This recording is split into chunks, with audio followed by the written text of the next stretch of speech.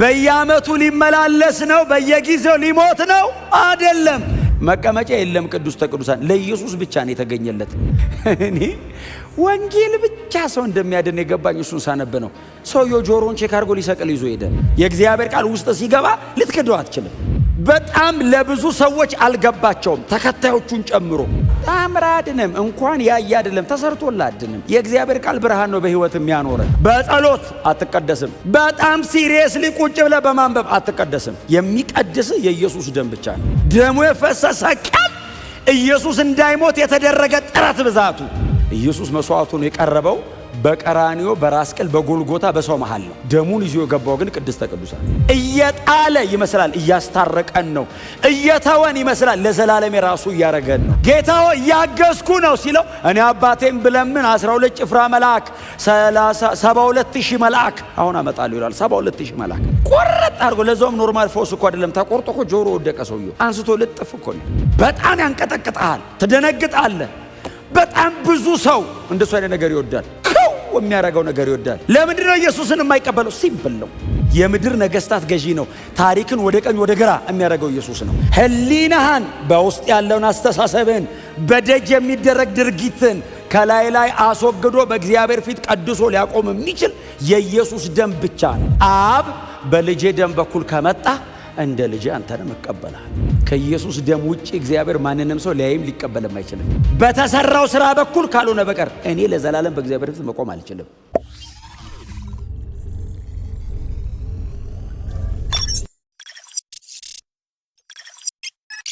ዕብራውያን ምዕራፍ 9 ከቁጥር 11 እስከ 15 በጌታ በኢየሱስ ክርስቶስ ስም አነባለው። የጌታ ቃል እንደዚህ ይላል።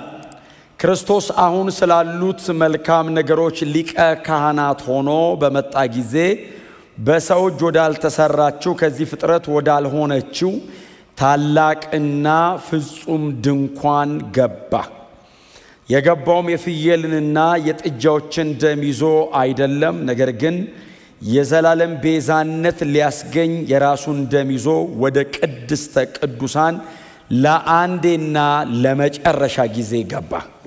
በጣም ያስደስት ቃል። የውጭ አካላቸው ይነጻ ዘንድ በረከሱ ሰዎች ላይ የሚረጨው የፍየሎችና የኮርማዎች ደም እንዲሁም የጊደር አመድ የሚቀድሳቸው ከሆነ በዘላለም መንፈስ አማካኝነት ራሱን ነውር አልባ መስዋዕት አድርጎ ለእግዚአብሔር ያቀረበው የክርስቶስ ደም ሕያው እግዚአብሔርን እንድናመልክ ሕሊናችንን ከሙት ሥራ እንዴት ይበልጥ ያነጻ ይሆን? ስለዚህ የተጠሩት ተስፋ የተሰጠውን የዘላለም ርስት እንዲቀበሉ ክርስቶስ የአዲስ ኪዳን መካከለኛ ነው። በመጀመሪያው ኪዳን ስር በነበሩበት ጊዜ ከሰሩት ኃጢአት ነፃ ለማውጣት ቤዛ ሆኖ ሞቷልና። ጌታ የተመሰገነ ይሁን እና ጌታ ኢየሱስ ክርስቶስ ይዞ ገባ ሲላቸው አዎ ሲሉት ኢየሱስ ይዞ የገባው ወደ ሰማይ ነው፣ ወደ ከበረችው ነው፣ ወደ ዘላለማዊዋ ነው። ምን ይዞ ነው የገባው? የጥጃ የጠቦት የበግ ደም ነው? አይደለም። ይህንንማ የቀደሙት ሊቀ ካህናቶች ስለ ራሳቸውና ስለ ሕዝቡ ኃጢአት ተጨንቀው ይዘው ይገባሉ። ኢየሱስስ የራሱን ደም፣ እስቲ የኢየሱስ ደም በሉ እስቲ። የራሱን ደም ለአንዴና ለዘላለም ኢየሱስ ብቻ የራሱን ደም ይዞ ገብቷል። ማንም ከዛ በፊት ይዞ ገብቶ አያቅም። ማንም ከዚህም በኋላ ይዞ አይገባም። የኢየሱስ ደም ብቸኛ እግዚአብሔር የተቀበለው ለዘላለም ጥላውንን መቀደስ የቻለ በሕያው እግዚአብሔር ፊት ሊያበቃኝ የቻለ የኢየሱስ ደም ብቻ ነው። ለዛ ነው ይሄ ሰው እንደዚህ ይላል፣ እሱ ወደ ሰማይ ነው የገባው። ምን ይዞ? የጥጃና የጠቦት ደም እኮ ወደ መሬቷ ነው። ወደ ሰማይ ምን ይዞ? የራሱን ደም። መስዋዕቱም ራሱ ነው፣ አቅራቢውም ራሱ ነው፣ ሊቀ ካህኑም ራሱ ነው። ስርዓቱን የሚፈጽም በእግዚአብሔር ፊት መስዋዕት ይዞ የሚገባው አብ ተቀባይ ነው። በአባቱ ፊት ይዞ የሚገባው ራሱ ነው። መስዋዕቱስ ራሱ ነው። ደሙስ የራሱ ነው። እንኳን ኢየሱስ ሊቀ ካህናችን ሆነ። በየዓመቱ ሊመላለስ ነው? በየጊዜው ሊሞት ነው? አይደለም። ለአንዴና ለመጨረሻ ጊዜ ኢየሱስ ገባ። ከዚህ በኋላ በየዓመቱ አይወጣም። ተመልሶ እንዳይገባ አይወጣም። ገብቶ ነው እዛው ነው ያለው። ይሄን በጣም በተደጋጋሚ ብዙ ጊዜ ተናግሬዋለሁ። በዛ ገብቶ ቁጭ አለ የሚል ከዚህ በፊት አስተምሬል። መቀመጫ የለም ቅድስተ ቅዱሳን ለኢየሱስ ብቻ ነው የተገኘለት። ስራህን ጨርሳልና እረፍ አለው። ቅድስተ ቅዱሳን ውስጥ ኢየሱስ ብቻ ነው መቀመጫ ያገኘው። ለምን ጨረሰ? ወዴት ነው ተመልሰ የምትወጣው? ጨርሳል። በልቁጭ በላለው አብ ለአንዴና ለመጨረሻ ጊዜ ኢየሱስ ስለ ኃጢአታችን ታይቷል። ከዚህ በኋላ ስለ ኃጢአት የሚከፈል መስዋዕት አያስፈልግም። አልቋል። የኢየሱስ ደም እኔን ለመቀደስ ብቁ ነው። በእግዚአብሔር ፊት እኛን ለማቆም የኢየሱስ ደም በቂ ነው። መስዋዕቱ ሁሉ የሚቀርበው ደጅ ነው። መስዋዕቱ ሁል ጊዜ ከቀረበ በኋላ ደሙ የሚመጣው በቅድስተ ቅዱሳን ውስጥ ነው። ኢየሱስ መስዋዕት ሆኖ የቀረበው አደባባይ ነው። ኢየሱስ መስዋዕት ሆኖ የቀረበው በቀራንዮ በራስ ቅል በጎልጎታ በሰው መሃል ነው። ደሙን ይዞ የገባው ግን ቅድስተ ቅዱሳን። መስዋዕቱ ሁሉ ደጅ ነው የሚደረገው። ኢየሱስ አደባባይ ሰው መሃል ነው የተሰዋው። ሰው መሃል ነው መስቀል ላይ የሞተው። ሰው መሃል ነው መስዋዕት የሆነው። ያንን ሞመንት እኔ ሁሌ ያስበዋለሁ። ሁልጊዜም ደግሞ በእውነት ልናገረው ናፍቃለሁ፣ እጓጓለሁ። ሳስበው አንድ ምነግረው ሰው ቢኖር እላለሁ ሁሌ። ኢየሱስ የሞተ ቀን፣ ደሙ የፈሰሰ ቀን፣ አብ የቀደመው ኪዳን ላይ የነበረውን አገልግሎት ዘግቶ አዲሱን ኪዳን የከፈተበት ቀን። ያ ቀን በጣም ለብዙ ሰዎች አልገባቸውም፣ ተከታዮቹን ጨምሮ። ፈሪሳውያንና የአይሁድ ሕግ መምህራን የሮም ወታደሮች ብቻ እኮ አይደሉም። ተከታዮቹ የነበሩት 11 ይሁዳ ከመሸጡ ውጪ 11 እንኳን እኮ ገና አልተረዱትም። ተበተኑ፣ ትተውት ሁሉ ሄዱ። ማንም የገባው የለም። አብ ምን እየሰራ እንዳለ፣ ጌታ ኢየሱስ ክርስቶስ ምን እያከናወነ እንዳለ አልተረዳውም ማንም ሰው። ያቺ ቀን ዝም ብላችሁ ሳሉት እስቲ እርቃኑን እየተደበደበ የሚሰቀልበት ቦታ እስኪደርስ ድረስ ጌታ ኢየሱስ ክርስቶስ ጸጥ። አንዳንዶች ሊያግዙት የጴጥሮስ አይነቶች ሰይፍ እየመዘዙ የሰው ጆሮ ሁሉ የመቁረጥ ሞክረዋል። ይፈውሳል እንዳታስተጓጉለኝ እያለ። አሳዳጅ ይፈወሳል? አይፈወስም። ደጋረክ ሰይፍ ጨምርልሃለሁ ነው ምንለው እኛ ብንሆን። እንደውም እንጸልይለታለን እጁን ይዘን ቀጥል ብለን። ጌታ ኢየሱስስ ልታስተጓጉለኝ ነው? ለምን? አዲሱ ኪዳን ሊደረግ ነዋ። እግዚአብሔር ፊት ያንን ደም ይዞ ሊቀርብ ነዋ። ስለዚህ ጆሮ ሲቆርጥ ይለጥፋል። ኢየሱስ መንገድ ሊሄድበት ይለዋል።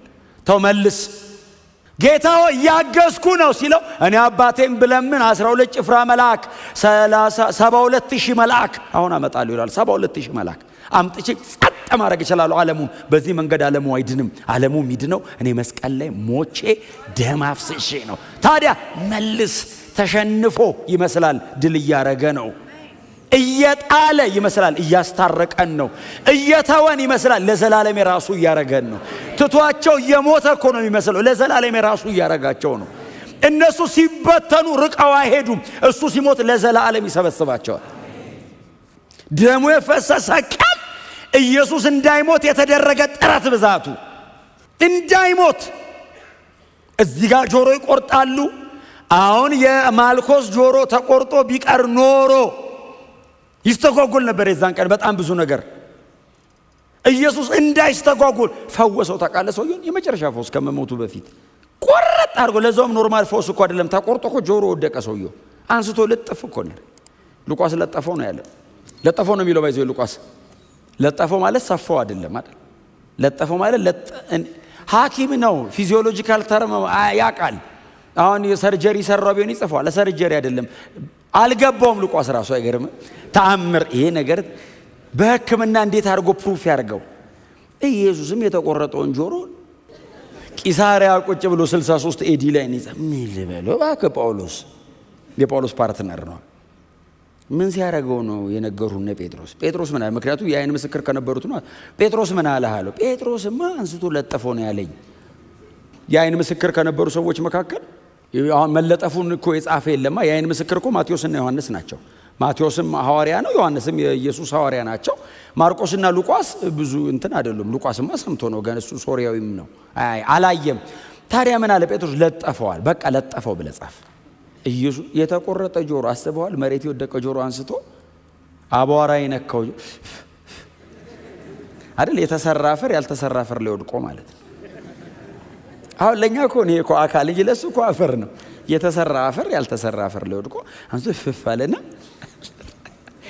እኔ ወንጌል ብቻ ሰው እንደሚያድን የገባኝ እሱን ሳነብ ነው። ሰውየው ጆሮውን ቼክ አድርጎ ሊሰቅል ይዞ ሄደ።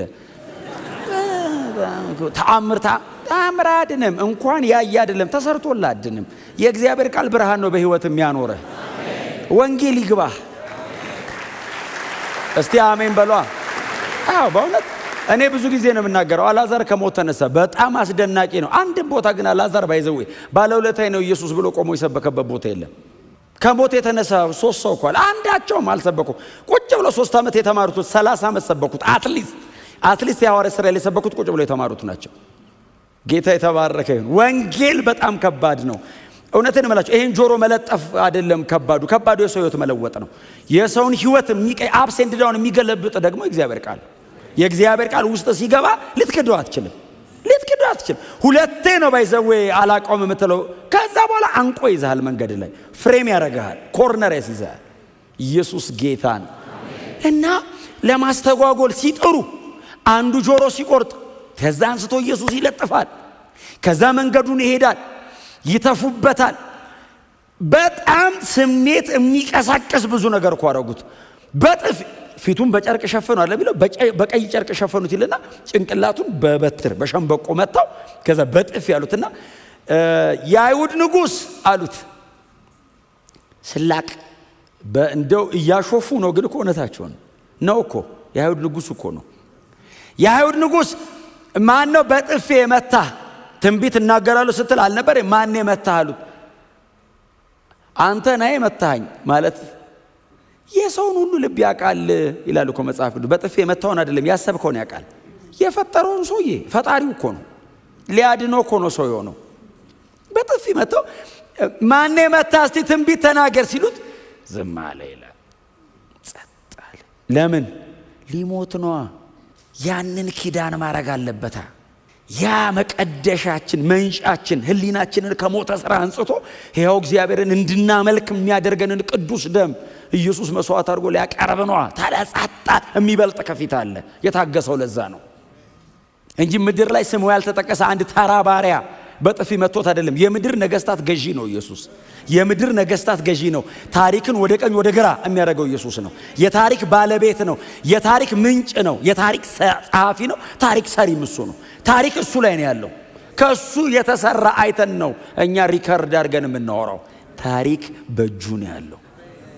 ሂስትሪ ሜክ የሚያደርገው ኢየሱስ ነው። ስሙ የተመሰገነ ይሁን። አንድ ተራ ሎሌ አይደለም። የምድር ነገስታት ተመልሶ ዳግም ምጽአት አለ ሰሞኑን። ኢየሱስ ተመልሶ ሲመጣ የምድር ነገስታት ተራራ ስር ሆነው ውደቁብን ይላሉ፣ እሱ ፊት ላለመቆም። ያን ያህል አስፈሪ ሆኖ በክብሩ ለማዳን ሲመጣ ትሁት ሆኖ ዝቅ ብሎ ራሱን ባዶ አድርጎ በሰው ምሳሌ ተገኝቶ የባሪያ መልክ ይዞ ሰው ፊት ቆሞ በጥፊ የሚመታውን በበትር የሚመታውን ትንቢት ተናገር ያለ የሚሰድበውን እሱን ሰውዬ ለማዳን ጸጥ። አንተን የመታኝ ቢለው መላእክት ያጠፉታል ሰውየው። ጸጥ። ኢየሱስ እየመታው ቀጥል። አንድ ቀን ሲበራልህ የደበደብኩት እኮ ጌታዬን ነው ብለህ ትሰብካለህ። ጸጥ ብሎ መንገዱን ሄደ። ጲላጦስ ፍርድ ወንበር ፊት፣ እዚህ ቤት ሁሌ ስለሆነ የምናወራው ጲላጦስ ፍርድ ወንበር ፊት 40 ገርፈው ተልትለው ደሙ ከሰውነቱ ላይ እየወረደ ጸጥ እያጣጣረ ዝም። ያንን 0.8 ኪሎ ሜትር ደረቅ እንጨት አሸክመው ይዞት ሲወጡ ዝም። መሸከም አቅቶት ሲወድቅ ያ ማን ነው? የሊቢያው ሰው የቀሬናው ስምዖን ነው ጆሴፍ ነው?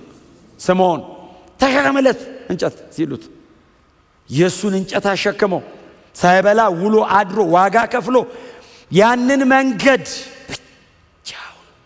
አንዳንድ ሴቶች ትዝ ይላቸዋል መንገድ ላይ ልብሱን እየያዙ ጮሁ ሲሉ ለእኔ አታልቅሱ፣ ለልጆቻችሁ አታስቆሙኝ። እዚህ ጋር አሁን ጠቅልሎ የጸሎት መልስ ሊሰጥ ነው ሞቶ። አታስቆሙኝ። አልፎ ሄደ። ደረቅ እንጨት ላይ ቀኝና ግራ እጁን ቸንክረው እግሩን አነባብረው ቸንክረው እርቃኑን ሰቀሉት። ማሰብ አይቻልም። ማሰብ አልችልም እኔ። እርቃኑን ነው ሰቀሉት የሚለው መጽሐፍ። ኔክድ ነበር ባይዘዌ። ለነሱ መሲህ አይደለማ፣ አዳኝ አይደለማ። ለነሱ እኮ ኢየሱስ ጌታ አይደለም። እየሰቀሉት ያሉት እኮ አይሁዳውያን ይሰቀል አስወግደው ሲሉት ጲላጦስ በሮማውያን እጅ አሳልፎ ሰጠው። ስለዚህ አይሁዳውያን ይወገድልን ያሉት አንድ ሰው ነው ለነሱ ለሮማውያን። ማንኛውም በመስቀል እንደሚሰቀል አይነት ሰው ነው የሰቀሉት ኢየሱስን። እርቃኑን ሰቀሉት። አልበቃ ብሏቸው ጦር ይዘው መጥተው ጎኑን ደምና ውሃ ከውስጥ ወጣ። ሰውነቱ ላይ ያለ ደም በሙሉ ፈሶ አለቀ አይደል? ተጠማው ያለ እኮ ሲስኮሲስ ዲሃይድሬት ነው አይደል? ፈሳሽ አለቀ ከሰውነቱ። ጌታ ኢየሱስ ክርስቶስ ምንም አይነት ኃይል አልተጠቀመም። ለመውረድ ጥረት አላረገም። እኔን የመቀደስ ሥራ የሚሰራው እዛ ጋር ነው። አዲሱ ኪዳን የሚመረቀው የሚከፈተው እዛ ጋር ነው። በክርስቶስ ውርደት በፈሰሰ ደም በተደረገ መስዋዕትነት አዲሱ ኪዳን ይከፈታል። ይሄ ሰው ይሄንን ይጽፋል። የኮርማ ደም አይደለም፣ የጠቦት ደም አይደለም፣ የበግ ደም አይደለም። ታዲያ የራሱ ደም ይሄንን ደም ይዞ ይገባል በእግዚአብሔር ፊት። መስዋዕት ሆኖ የሚቀርበው መስዋዕት አቅራቢም ሆኖ የሚነሳው ሊቀ ካህናችን ኢየሱስ ነው። የብሉይ ኪዳን ሪቹዋልስ ድግግሞሽ ያለበት ስርዓት አስፈሪ ነው፣ ግን የደጅ ነው። ውስጥን ሊቀድስ አይችልም። የደጅ ነው። በጣም አስፈሪ ነው። በጣም ያንቀጠቅጣል፣ ትደነግጣለህ። በጣም ብዙ ሰው እንደሱ አይነት ነገር ይወዳል። ከው የሚያደርገው ነገር ይወዳል። ለምንድን ነው ኢየሱስን የማይቀበለው? ሲምፕል ነው። ብሉይ ኪዳን መቅረብ አትችልም፣ ደጅ ቁጭ በል። አዲስ ኪዳን ና ወደ ውስጥ ግባ። ኢትስ ኦል አባውት አክሰስ። አዲስ ኪዳን ነው አክሰስ አርግ። ና ግባ አለው። ግባ። ለአንዴና ለመጨረሻ ጊዜ ገብቻለሁ ሲል ኢየሱስ ሲገባ መጋረጃው አይዘጋም፣ ክፍቱን ነው። ሌላው ሊቀ ካህን ሲገባም ይዘጋል፣ ሲወጣም ይዘጋል። አትገባም። አዲስ ኪዳን አክሰስ አርግ። ና ግባ። ለምን? የቀረበው ደም ውጪህን ብቻ አይደለም ውስጥህን ይቀድሰዋል። ከሞተ ስራ ያነጻል፣ ህሊናህን ይቀድሰዋል። በጣም በእውነት በብዙ ትሕትና ጎናቸው ያለ ሰው የኢየሱስ ደም ፈሶልናል በሉት። ከየትኛውም ኃጢአት ያነጻል በሉት።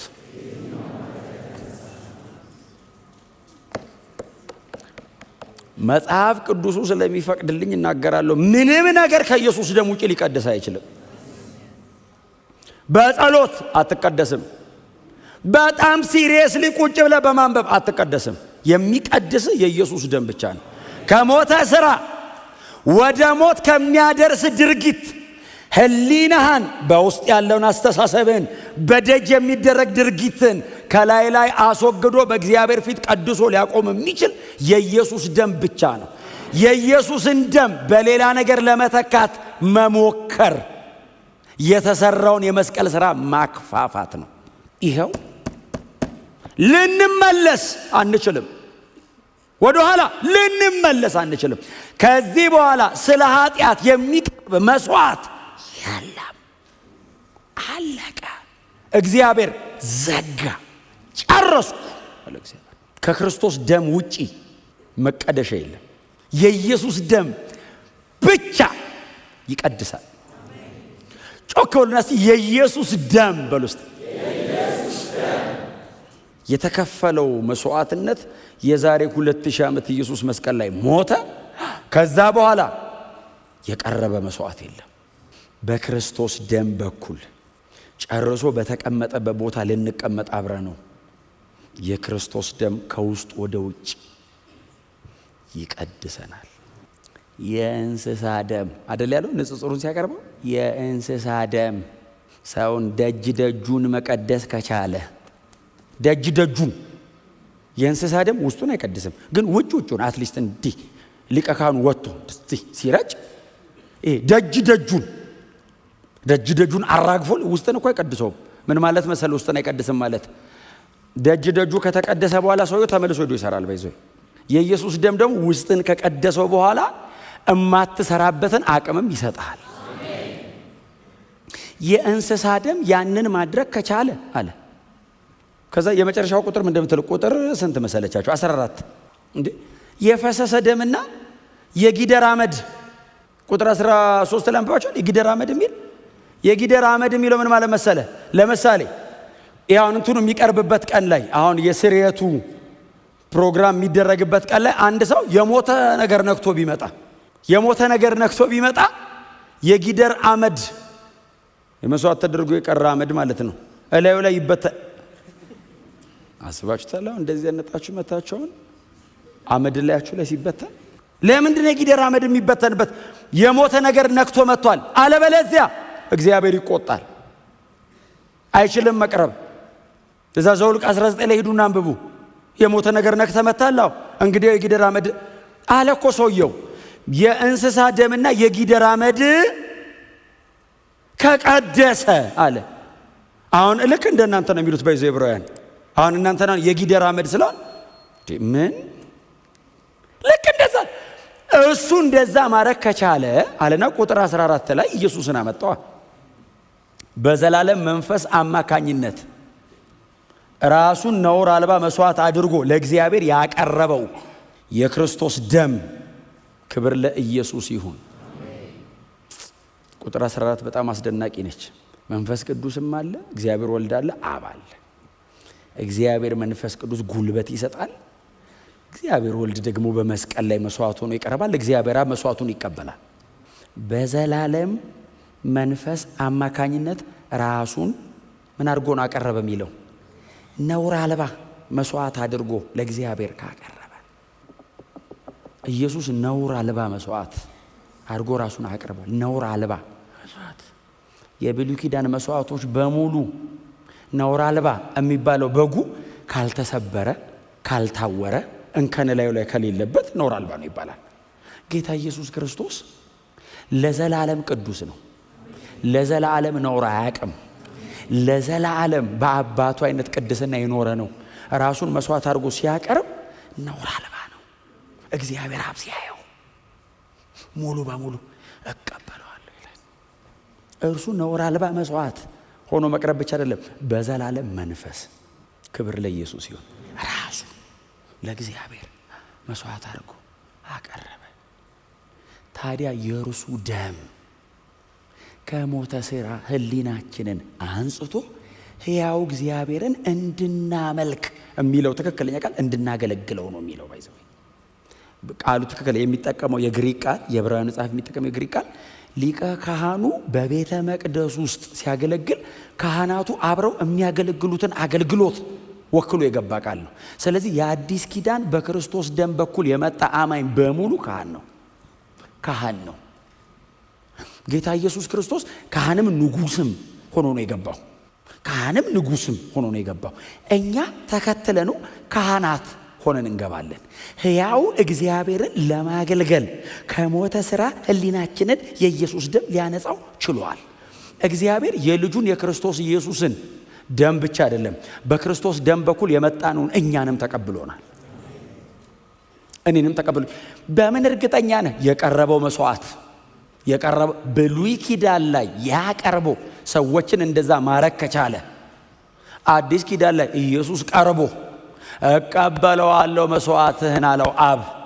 እኔስ በክርስቶስ ደም በኩል ወደ አንተ እመጣለሁ አልኩት። አብ በልጄ ደም በኩል ከመጣ እንደ ልጄ አንተንም እቀበላለሁ። እግዚአብሔርን እንድናገለግለው የኢየሱስ ደም ብቃታችን ነው። ይሄ ሁሉ ካህን አንድ ዘላለማዊ ሊቀ ካህን አለን። እኛ ሁላችን ካህናት ነን። የት ነው ያለነው? ቅድስተ ቅዱሳን ገብተናል። በክርስቶስ ደም በኩል ገብተናል። ያ ንጹህ ክቡር ቅዱስ ደም ለዘላለም በእግዚአብሔር ፊት ይታይልናል። እኛ ሁላችን እግዚአብሔርን ዝቅ ብለን በትህትና በክርስቶስ ደም በኩል እናመልከዋለን፣ እናገለግለዋለን፣ የሚገባውን መስዋዕት እናቀርብለታለን። መቼ? ሰኞ፣ ሮብ፣ እሁድ ነው። ሁሌ አይቋረጥም። ውስጥ ነው ያለ ነው። የሚገለገለው ቅዱስ እግዚአብሔር ነው። የምናገለግለው እኛ ነን። እግዚአብሔር ቅድስና አልቀነሰም። እግዚአብሔር ቅድስና አውርዶ አይደለም ጥላሁንን የተቀበለው፣ እከሌን የተቀበለው፣ የሰው ልጆችን የተቀበለው። እግዚአብሔር ወደ ራሱ አስጠግቶኝ ነው። ወርዶ አይደለም። እግዚአብሔር እኔን አቀርቦኝ ነው። በክርስቶስ ደም በኩል እኔን አቀርቦኝ ነው። ክብር ለኢየሱስ ይሁን። ዋው! ቅድስተ ቅዱሳን ውስጥ ነው ያላችሁት። የክርስቶስ ደም ብቃታችን ነው። የክርስቶስ ደም ጉልበታችን ነው። የክርስቶስ ደም ለዘላለም በእግዚአብሔር ፊት ለመቆም ድፍረታችን ነው። በሌላ መንገድ እንዳትሞክሩት። አንዳንዴ አዲስ ስንሆን በጌታ መንግስቱ ስንመጣ የክርስቶስ ደም እንላለን። ስንቆይ በሌላ ነገር ለመክረም እንሞክራለን። ከኢየሱስ ደም ውጪ እግዚአብሔር ማንንም ሰው ሊያይም ሊቀበልም አይችልም። ዘላለም በእግዚአብሔር ፊት የምንኖረው በልጁ ደም ነው። ክብር ለኢየሱስ ይሁን። በደሙ በኩል ገብታችሁ በሌላ መንገድ ለመክረም እንዳትሞክሩ። ሁሌ ቫልዩ አርጉት። የኢየሱስን ደም ዋጋ ስጡት። እጅግ ክቡር ነው። ሁሉ ጊዜ እኔና እግዚአብሔር የምንገናኘው በልጁ ደም በኩል ነው። በተሰራው ስራ በኩል ካልሆነ በቀር እኔ ለዘላለም በእግዚአብሔር ፊት መቆም አልችልም። ሁሌ አክብሩት። ሁሌ ዋጋ ስጡት። ሁሌ አመስግኑት። የሚገባውን የህይወት ምላሽ ስጡት። ክብር ለኢየሱስ ይሁን።